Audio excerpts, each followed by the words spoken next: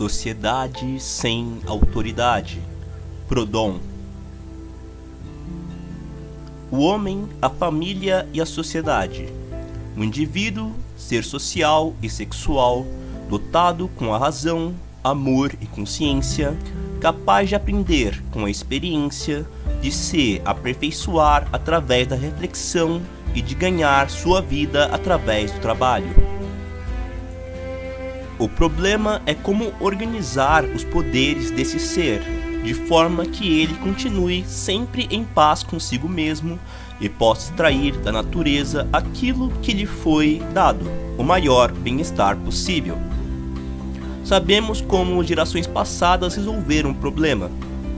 Elas tomaram emprestado da família o segundo componente da humanidade, o princípio o qual lhe é peculiar, a autoridade, e através do uso arbitrário desse princípio, construíram um sistema artificial que varia de acordo com os períodos e climas, e que vem sendo considerado como ordem natural e necessário para a mesma.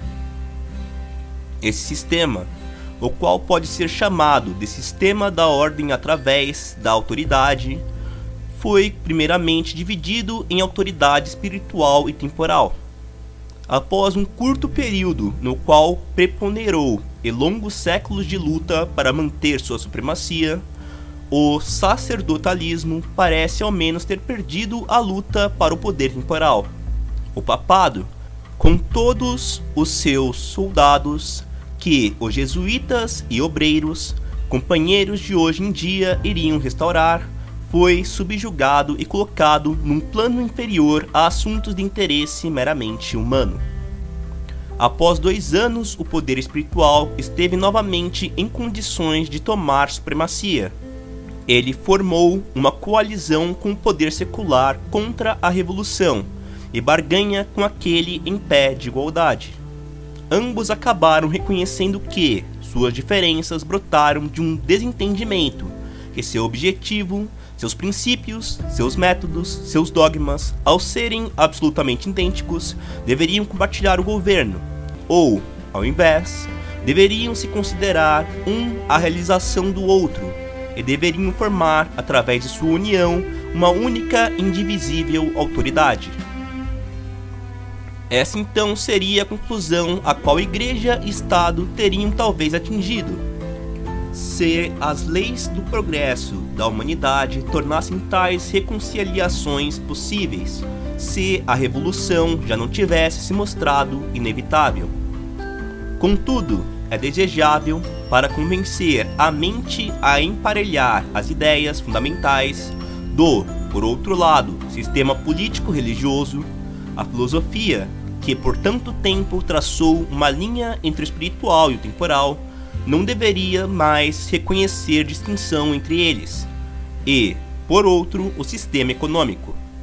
O governo, ou seja, Igreja e Estado, unidos indivisivelmente, têm como seus dogmas: 1. A perversidade original da natureza humana. 2. A inevitável desigualdade de fortunas. 3. A permanência de disputas e guerras. 4. A irremediabilidade da pobreza. De onde se deduz: 1. A necessidade de governo, obediência, resignação e de fé. Admitidos esses princípios, como a indoção, quase universalmente, as formas de autoridade estão quase postuladas. Elas consistem em 1. Na divisão das pessoas em classes ou castas, subordinadas umas às outras, graduadas para formar uma pirâmide, ao topo da qual aparece, assim como a divindade sobre seu altar, como o rei em seu trono, a autoridade. 2. Centralização administrativa. 3. Hierarquia judicial. 4. Polícia. 5. Devoção. Somando-se ao que temos acima, nos países onde o princípio democrático se tornou preponderante: 1. Separação de poderes. 2. Intervenção do povo no governo, votando em seus representantes. 3. Variedades incontáveis de sistemas eleitorais, desde a convocação por estados, que prevaleceu na Idade Média, até o sufrágio direto e universal. 4. A dualidade das câmaras legislativas. 5. Votação de leis e consentimento a impostos por parte dos representantes da nação. 6. A lei da maioria. Basicamente, é esse o plano para a construção do poder, independentemente das modificações que cada uma de suas partes componentes possa receber. Assim, por exemplo, o poder central pode, por sua vez, ser monárquico, aristocrático ou democrático, que antes fornecia homens públicos com um potencial de classificação, de acordo com seu caráter superficial. Será observado que o sistema governamental tende a se tornar cada vez mais e mais complicado, sem se tornar, por causa disso, mais eficiente ou mais moral. E sem oferecer nenhuma garantia adicional à pessoa ou propriedade.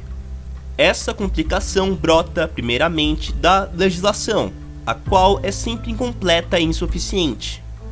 Em segundo lugar, da multiplicidade de funcionários, mas, acima de tudo, do compromisso entre dois elementos antagônicos, a iniciativa executiva e o consentimento popular. Coube à nossa época estabelecer sem erros que essa negociação, a qual o passar dos séculos torna inevitável, é a medida certa da corrupção, da decadência e da dissolução da autoridade que se aproxima. Qual é o objetivo dessa organização? Manter a ordem na sociedade, consagrando e observando a obediência do cidadão ao Estado, a subordinação do pobre ao rico, da pessoa comum à classe superior, do trabalhador ao desocupado, do laico ao padre, do empresário ao soldado.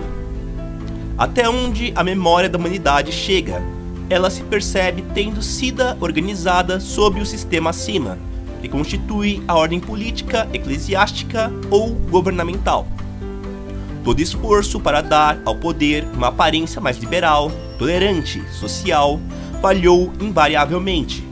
Tais esforços foram ainda mais em vão quando tentaram dar ao povo uma parcela maior do governo, como se as palavras soberania e povo, as quais tentavam acorrentar, fossem tão naturalmente antagônicas quanto essas outras duas, liberdade e despotismo. A humanidade teve que viver e a civilização se desenvolver ao longo de 6.000 anos, sob esse sistema inexorável, cujo primeiro termo é desesperança e o último morte. Que poder secreto o vem sustentando? Que força o permite sobreviver? Que princípios, que ideias renovaram o sangue que jorrou sob a adaga da autoridade eclesiástica e secular? Tal mistério está agora explicado.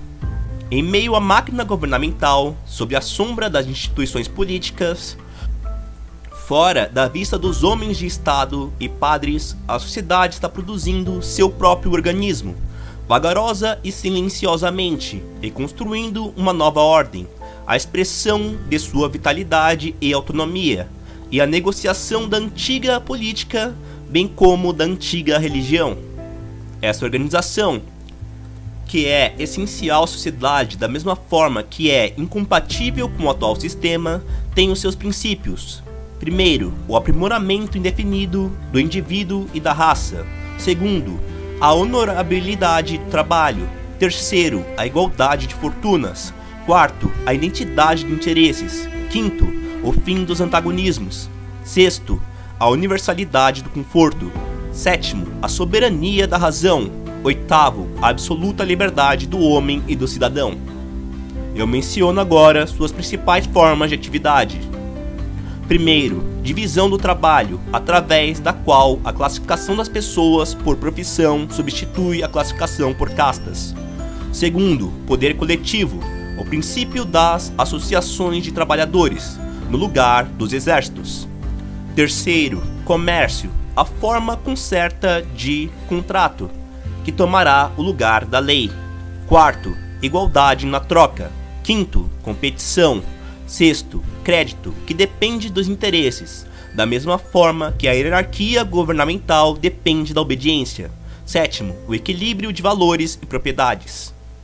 O antigo sistema, pautado na autoridade e na fé, era baseado essencialmente no direito divino. O princípio da soberania do povo, introduzido posteriormente, não mudou sua natureza, e é um erro, hoje em dia, na luz das conclusões da ciência, manter uma distinção que não toca a princípios básicos entre a monarquia absoluta e a constitucional, ou entre a última e a república democrática. A soberania do povo foi, diria eu, durante um século, nada mais que uma linha de combate para a liberdade. Ou foi um erro, ou foi esquema inteligente de nossos pais desenhar o povo soberano à imagem do homem-rei. Assim que a revolução se passe a ser melhor compreendida, essa mitologia sumirá, todos os traços desaparecerão, e seguirão o próprio princípio do governo em direção à dissolução.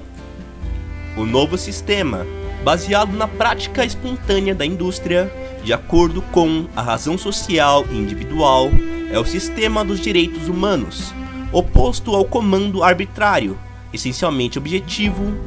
Ele não tolera nem partidos nem seitas, ele é completo em si mesmo e não permite nem restrição nem separação. Não há fusão possível entre os sistemas políticos e econômicos, entre o sistema das leis e o sistema dos contratos. Um deles deve ser escolhido, um touro, enquanto um touro não pode ser uma águia, nem um morcego ser, ao mesmo tempo, uma lesma.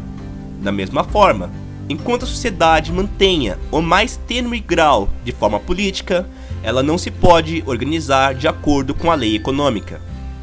Como harmonizar a iniciativa local e a preponderância de uma autoridade central, ou o sufrágio universal com a hierarquia dos oficiais. O princípio de que ninguém deve obediência a uma lei a qual não ele próprio consentiu, com o direito das maiorias. Se um escritor que compreendesse essas contradições tentasse reconciliá-las, isso faria dele não um pensador ousado, mas sim um miserável charlatão. Essa incompatibilidade absoluta dos dois sistemas, tão frequentemente provada, ainda não convence escritores que, enquanto admitem os perigos da autoridade, acabam, no entanto, aderindo como a única forma de manter a ordem, e não enxergam nada além dela exceto desolação. Assim como o doente na peça, que é instruído a primeiramente é dispensar seus médicos, se ele quiser ficar saudável. Eles persistem em questionar como pode um homem ficar bem sem um médico, ou uma sociedade sem governo. Eles farão o governo tão republicano, tão benevolente, tão igual quanto possível. Eles manterão todas as garantias possíveis contra ele. Eles irão diminuí-lo, quase atacá-lo, em favor da realeza dos cidadãos. Eles nos dizem: vocês são o governo, vocês devem se governar sem presidentes, sem deputados, sem representantes. Mas para viver sem governo, abolir toda autoridade, instaurar a pura anarquia, parece a eles ridículo e inconcebível, uma conspiração contra a república e contra a nação. O que essas pessoas que falam sobre abolir o governo irão colocar em seu lugar? Essa é sua pergunta. Não temos dificuldades em responder. É a organização industrial que colocaremos no lugar do governo, como já mostramos. No lugar das leis, colocaremos contratos, não mais leis votadas por uma maioria, nem mesmo unanimemente. Cada cidadão, cada cidade, cada sindicato fará suas próprias leis. Ao invés de poderes políticos, colocaremos forças econômicas. No lugar das antigas classes de nobres, burgueses e camponeses, ou de homens de negócios e trabalhadores, colocaremos títulos gerais e departamentos especiais da indústria, agricultura, manufatura, comércio, etc. No lugar do poder público, colocaremos a força coletiva. Ao invés da polícia, colocaremos identidade de interesses. No lugar de centralização política, colocaremos centralização econômica. Vem agora como pode haver ordem sem funcionários, uma unidade intelectual profunda e completa. Vocês, que não conseguem conceber unidade sem todo um aparato de legisladores, promotores, advogados gerais, alfândegas, policiais, vocês nunca souberam o que é unidade, O que vocês chamam de unidade e centralização não é nada senão caos perpétuo, servindo como base para uma tirania sem fim. É o avanço da condição caótica das forças sociais como um argumento para o despotismo. Um despotismo que, na realidade, é a causa do caos. Bem, por nós, deixe-nos perguntar: que necessidade temos nós de governo quando fizemos um acordo? O Banco Nacional e suas várias filiais não garantem centralização e unidade. O acordo entre fazendeiros para compensação, marketing e reembolso das propriedades rurais não cria unidade. Partindo de outro ponto de vista, as associações industriais para dar cabo de indústrias de larga escala não criam unidade. E a constituição do valor, o contrato dos contratos, como o chamamos, não é senão a mais perfeita e indissolúvel unidade. E se devemos mostrar um exemplo em nossa própria história para convencê-los, aquele belo monumento da convenção, o sistema de pesos e medidas, não forma, já há 50 anos, a pedra mestra de que a unidade econômica está destinada a substituir a unidade política? Nunca perguntem novamente o que colocaremos no lugar do governo, nem que será da sociedade sem o governo, pois eu lhes asseguro que no futuro será muito mais fácil conceber uma sociedade sem governo do que uma sociedade com governo. A sociedade, neste momento, é como a borboleta fora do casulo, que balança suas asas douradas na luz do sol antes de alçar voo. Diga a ela para voltar para a cobertura da seda, se esquivar das flores e se esconder da luz. Mas a revolução não é feita com fórmulas. O preconceito deve ser atacado em sua fundação, deposto, triturado até pó, seus efeitos danosos explicados, sua natureza ridícula e odiosa revelada. A humanidade acredita apenas em seus próprios testes. Contente se esses testes não confundem suas cabeças e sugam seu sangue. Deixe-nos tentar, então, através de críticas claras, tornar o teste do governo conclusivo. E a absurdidade da instituição irá afetar todas as mentes. E a anarquia, temida como uma calamidade, será aceita como um benefício.